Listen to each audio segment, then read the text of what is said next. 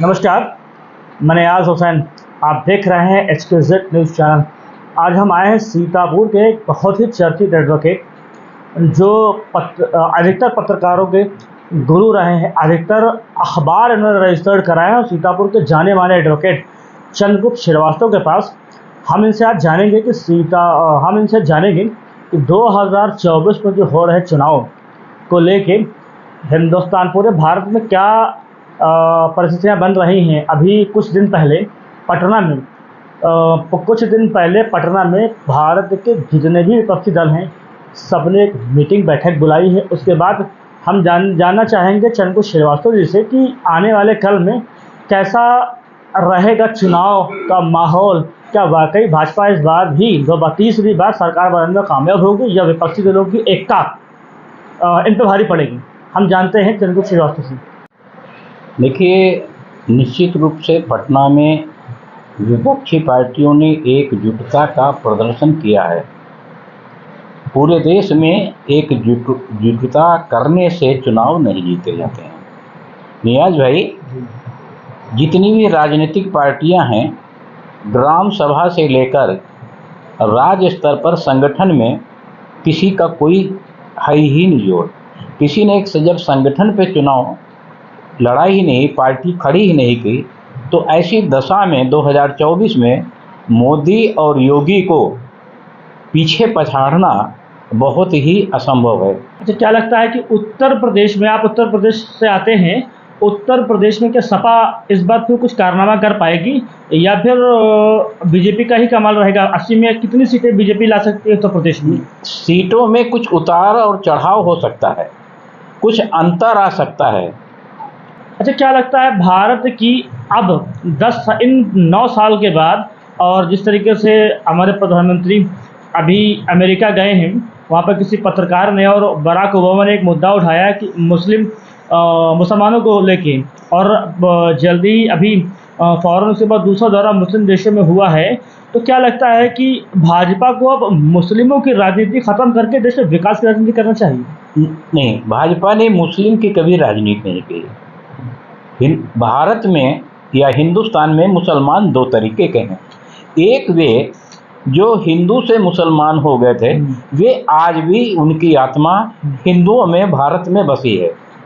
कुछ कन्वर्टेड लोग हैं, कुछ फिरका परस्ती लोग हैं, निश्चित वे मुस्लिम कहे जाते हैं, लेकिन जब कहीं राष्ट्रीयता की बात आती है तो वे सब मोदी नहीं, भारत नहीं, राष्ट्र प्रेम से जुड़ करके और सब एकजुट होकर के केवल मोदी मोदी मोदी ही बोलते हैं और बोलते रहेंगे। अच्छा, एक चीज़ हम आपसे सवाल पूछना चाहेंगे जी, क्या किसी सत्ताधारी विपक्षी दल को से सवाल पूछना, अगर आप उससे सवाल पूछते हैं तो क्या आप देशद्रोही की कैटेगरी में आते हैं या आप के पर कोई ऐसा चीज़ है? आपका हक है, संवैधानिक हक है कि आप सत्ताधारी पार्टी से सवाल पूछें। अगर आप सवाल पूछते हैं तो आप पे लांछन क्यों लगता है कि आप देशद्रोही हैं या फिर आप अच्छी आदमी नहीं हैं? नहीं, सवाल पूछना एक अच्छी परंपरा है। जहाँ तक मुझे जानकारी है, मैं तो सन 1974 से पत्रकारिता हूँ। पत्रकार पहले प्रश्न पूछता था जिसका उसको ज्ञान होता था। अब अधिकांश पत्रकार वो प्रश्न पूछते हैं जिनका उनको ज्ञान नहीं है, वो किसी की दी हुई पर्ची से पूछते हैं।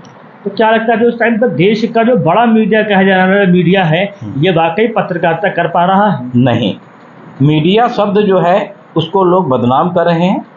मीडिया में जो लोग वास्तव में थे वे आज भी हैं, वे आज भी कर्मठ हैं और कर्मठ ही बने रहेंगे। मीडिया का काम क्या होता था और क्या काम अब है? मीडिया का काम है कि यदि कोई घटना घटी है तो क्यों घटी, क्या कारण थे, क्या उसको दबाया जा सकता है, रोका जा सकता है। किंतु मीडिया ये कतई नहीं कर रही है।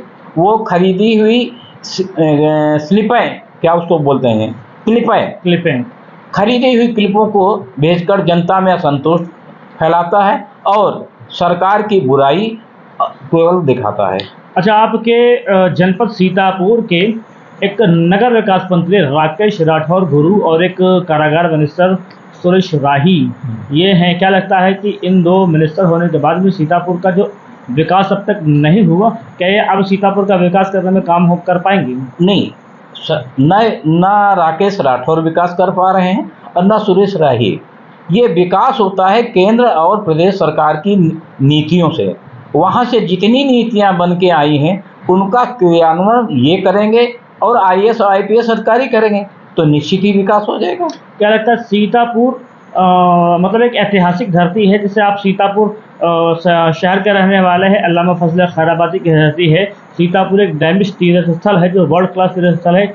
इन दो बड़ी चीज़ों की वजह से एक अभी आपके सिधौली में एक कवि हैं, ऐसे कुछ सीतापुर में ऐतिहासिक किरदार रहे हैं या ऐतिहासिक जगहें हैं, क्या उनको देखते हुए भी अभी तक सीतापुर का विकास नहीं हो पाया? इसके मतलब इसके पीछे क्या वजह रही? नहीं, सीतापुर का विकास जो नहीं हो पाया, जो 3 आप नाम ने लिए, नरोत्तम दास की बाड़ी के, जी हाँ, खैराबाद के मौलाना अब्दुल फजल हैकल।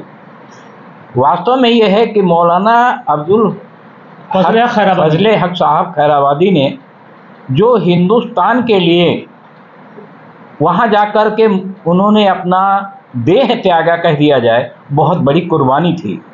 और बहुत से लोगों को शायद वो हिंदुस्तान में नहीं पता होगा कि सीतापुर जनपद नहीं था, खैराबाद कमिश्नरी थी।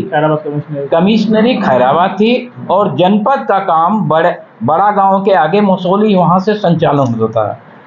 कुछ लोगों की उस समय भी कूटनीति थी, कुछ लोग की आज भी नीति है, इसलिए कहीं हिंदू मुस्लिम की बात करते हैं कहीं। और खैराबाद का जो विकास होना था उसको चाहे डॉक्टर राजेंद्र वाजपेयी हो, चाहे आज समय में हो राजेश वर्मा हो, इन्होंने वहाँ के विकास की कोई बात नहीं की। और तीसरी बात आपने कही नैमिषारण्य के विकास के लिए बहुत पहले डॉक्टर अंबार रिजवी साहब जो पहले कांग्रेस में थे आज भाजपा में हैं, इन्होंने नैमिष तीर्थ के लिए विकास के लिए बहुत बड़ा पैसा एक बनाया था और लखनऊ से लेकर नैमिष तक एक गोमती नदी में तैरता रिश्ता करने का भी कल्पना की थी। लेकिन बाद में कुछ लोगों की जो स्थानीय समस्याएं होती हैं, जो विरोध करते हैं, वो विरोध के कारण सारा विकास रुक गया।